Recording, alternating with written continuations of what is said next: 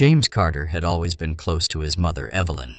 She was his anchor, the person who had been there through every triumph and failure. When she passed away after a long battle with cancer, James felt as though the foundation of his life had crumbled. At 28, he found himself adrift in a sea of grief he hadn't anticipated.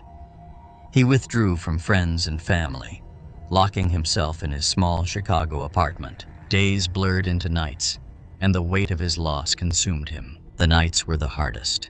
The silence was deafening, broken only by the occasional hum of the refrigerator or the distant sound of traffic. Sleep was elusive, and when it did come, it brought dreams of his mother, vivid memories of her laughter, her warm hugs, her voice calling his name. He would wake up reaching for her, only to find himself alone in the dim light of his bedroom. One night, weeks after the funeral, James sat on the edge of his bed, staring at a photograph of his mother that he kept on the nightstand. In the picture, she was smiling brightly, her arms around him on the day of his college graduation. The sight of her face brought tears to his eyes. He whispered, "I miss you, Mom," before lying back on the bed, still clutching the photo. Sleep came slowly, heavy and dreamless at first. But then he was startled awake by a sound that didn't belong. It was faint, but distinct. The creak of the old wooden floorboards in the hallway outside his room. His heart began to race. He lived alone, and no one else had a key to his apartment. James sat up, straining to listen. The creaking came again, deliberate and measured, as if someone were walking slowly toward his door. Fear gripped him, but alongside it came a strange sense of anticipation. He couldn't explain it, but the sound felt familiar. The doorknob rattled softly, then turned. The door swung open with a slow, deliberate motion. Standing in the doorway was his mother. James froze, his breath caught in his throat. She looked exactly as he remembered her. Her kind eyes, her soft smile, her favorite blue sweater. She stood there, silent, her gaze locked on his. His first instinct was to cry out, but his voice failed him. He could only stare, disbelief and a flicker of hope battling in his chest. "Mom?" he finally whispered, his voice trembling. She didn't answer. Instead, she took a step into the room, the floor creaking beneath her. James noticed something strange then. Her movements were too smooth, almost unnatural, as if she were gliding rather than walking. And her eyes, though familiar, seemed distant, like they were looking through him rather than at him. "Is it really you?" he asked, tears streaming down his face. "I don't understand." Still, she said nothing. She moved closer, her steps soundless now, until she was standing at the foot of his bed. James could feel the air around him grow colder, a chill that seeped into his bones. He wanted to reach out to her, to touch her hand and feel its warmth, but something held him back. A deep, primal fear rooted him to the spot. "Why won't you say anything?" he pleaded, his voice breaking. "Please, just tell me you're okay." For a moment, her expression softened, and it almost felt like the mother he knew was standing before him. But then her smile grew wider, unnaturally so, stretching across her face in a way that was deeply unsettling. Her eyes darkened, losing the warmth he remembered. She leaned in closer, and James could smell a faint, sickly sweet scent, like decaying flowers. Panic overtook him.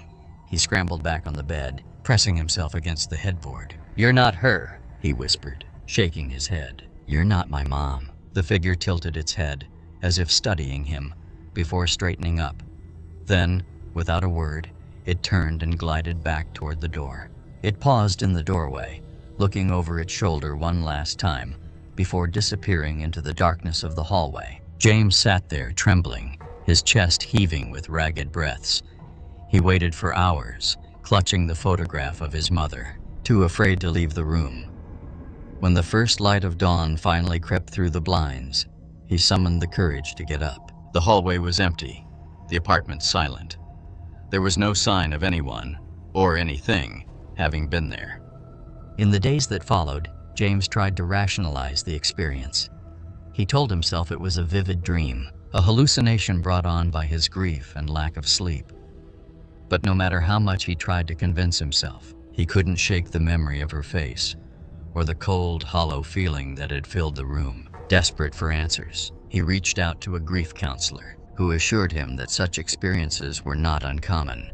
"It's your mind's way of coping," the counselor explained. "Sometimes, our memories of loved ones can feel so real. They manifest in ways that seem tangible." James nodded, but the explanation didn't fully satisfy him. He knew what he had seen, and it didn't feel like a memory or a trick of the mind. It felt real, too real to dismiss. One night, weeks later, James found himself alone in the apartment again. The fear had subsided somewhat, replaced by a lingering sadness. As he lay in bed staring at the ceiling, he whispered, "Mom, if you're still here, if it's really you, please, show me." The room remained silent, the only sound the ticking of the clock on the wall. But just as he was about to drift off, he felt it, a faint, almost imperceptible pressure on the edge of the bed, as if someone had sat down. His eyes shot open, but he didn't dare move. The air felt heavy, the same coldness creeping over him. He closed his eyes tightly, his heart pounding. When he finally opened them, the room was empty. But on the nightstand, next to the photograph, was something that hadn't been there before. A single, wilted flower. It was the same type of flower his mother used to grow in her garden, the one she'd always said reminded her of hope. James stared at it, tears welling up in his eyes. He didn't know what to believe anymore, but in that moment, he felt a strange sense of peace, whether it was his mother or his own mind giving him closure. He chose to see it as a sign, a reminder that love transcends even the boundaries of life and death. 8-year-old Ethan lived in a small suburban home with his mother, Rachel. It was just the two of them, as his father had left when Ethan was a baby. Rachel worked long hours as a nurse, often leaving Ethan to fend for himself during the late afternoons until she came home. Despite her exhaustion, Rachel always made time for Ethan before bed, tucking him in and promising to check on him whenever she got up during the night. Ethan's room was a cozy space filled with superhero posters, shelves of books, and a closet packed with clothes and toys. But like many kids his age, he had an irrational fear of the dark corners of the room, especially the closet.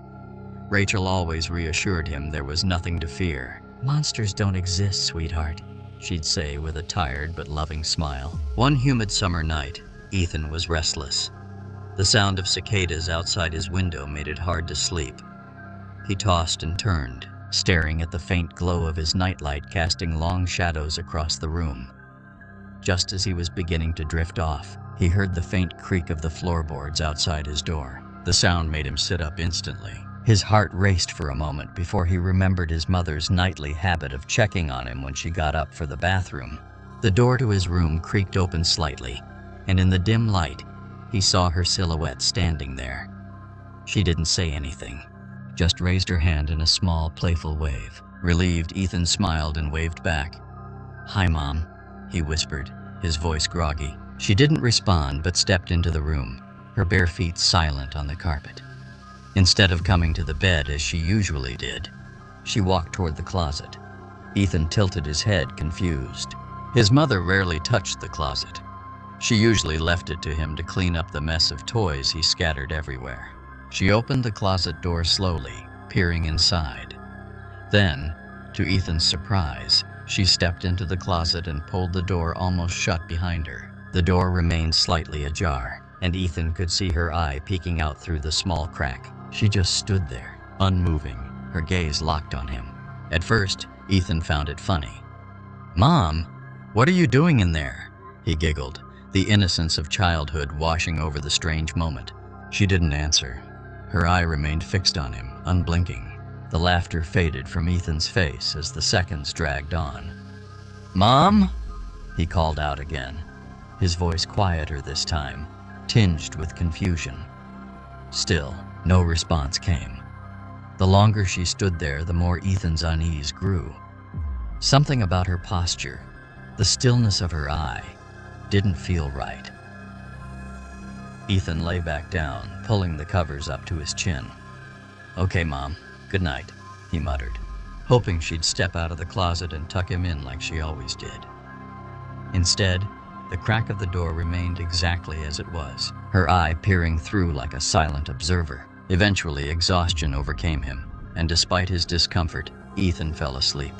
The next morning, Ethan woke to the smell of pancakes wafting through the air. The sunlight streaming through his window made everything feel safe again. He got out of bed and ran to the kitchen, where Rachel was standing at the stove, flipping pancakes with a tired smile. "Morning, sweetie," she said brightly. "Sleep okay?" Ethan hesitated, his memory of the previous night coming back to him. "Mom, why were you hiding in my closet last night?" Rachel froze mid-motion, the spatula hovering over the pan. Slowly, she turned to face him, her expression confused. "What are you talking about, Ethan?" Ethan frowned. "You came into my room last night. You waved at me, then you went into the closet. I saw you. You were watching me." Rachel's face paled. "Ethan," she said softly, "I didn't go into your room last night. I was so tired after work I didn't even get up until this morning." Ethan stared at her, his stomach knotting. "But I saw you," he insisted. "You were there. You waved at me." Rachel put the spatula down and walked over to him, kneeling so they were eye level. "Ethan," she said firmly, her voice trembling just slightly, "I promise you, I wasn't in your room." The weight of her words sank in, and Ethan's face crumpled with fear. Rachel pulled him into a tight hug, whispering, "It's okay. Maybe you were dreaming." But the look in her eyes as she held him told Ethan she wasn't sure it was a dream at all. Rachel spent the rest of the day trying to brush off Ethan's story, but the unease lingered. That night, after Ethan went to bed, she sat in the living room with all the lights on, the television playing softly in the background. She told herself there had to be a logical explanation. Kids had vivid imaginations, and Ethan had always been a little prone to flights of fancy. Still, the image of her son's frightened face gnawed at her. As the clock struck midnight, Rachel decided to check on Ethan. She tiptoed to his room, pushing the door open gently. He was fast asleep, his small chest rising and falling in the glow of his nightlight.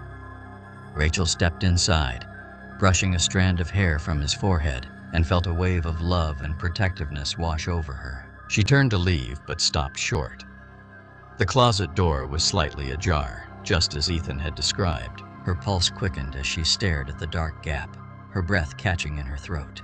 Taking a shaky step forward, she reached for the doorknob. Her fingers trembled as she pulled the door open. The closet was just as it should be.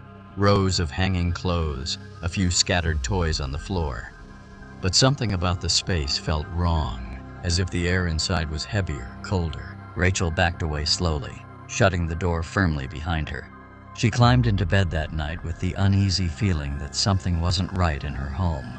In the weeks that followed, Ethan's story faded into the background, but Rachel never quite shook the sense of unease. She began leaving the hallway light on at night, and every so often she caught herself glancing toward Ethan's room, half expecting to see something standing in the doorway. Years later, Ethan would look back on that night with a mix of fear and confusion.